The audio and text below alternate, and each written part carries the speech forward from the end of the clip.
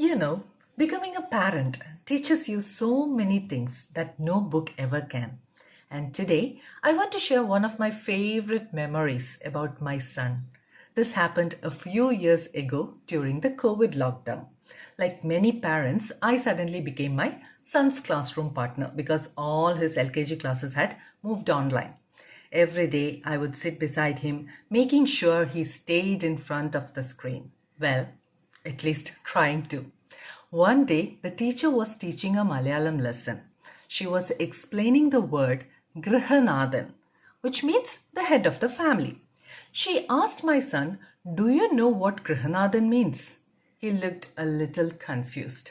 So, to make it easier, the teacher smiled and asked, "Okay, tell me, who is the one person in your house whom everyone obeys?" Without even taking a second to think, my son proudly replied, "Me." For a moment, there was complete silence.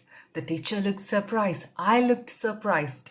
And then we both burst out laughing. But after I stopped laughing, I realized something. He wasn't wrong. Think about any home with a 3 or 4 year old child. Who changes everyone's plans because they are suddenly hungry, sleepy, or just want to play? Who can make the whole family search for one tiny missing toy? Who can turn a peaceful house upside down in minutes? It's usually the little one. In many homes, the smallest person is secretly the biggest boss, and that's one of the most beautiful things about childhood.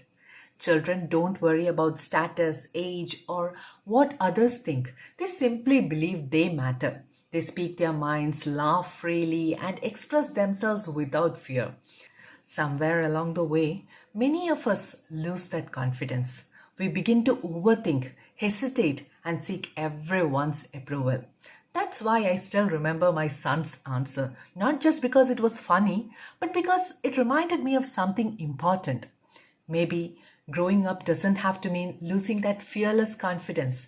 Maybe we can hold on to a little of that child within us. The part that believes our voice matters, speaks honestly, and lives with joy. Sometimes life's greatest lessons don't come from famous books or great philosophers. They come from a little child in an online class confidently saying, "The head of the family, that's me." And maybe that's a reminder for all of us to grow older without losing the confidence to simply be ourselves.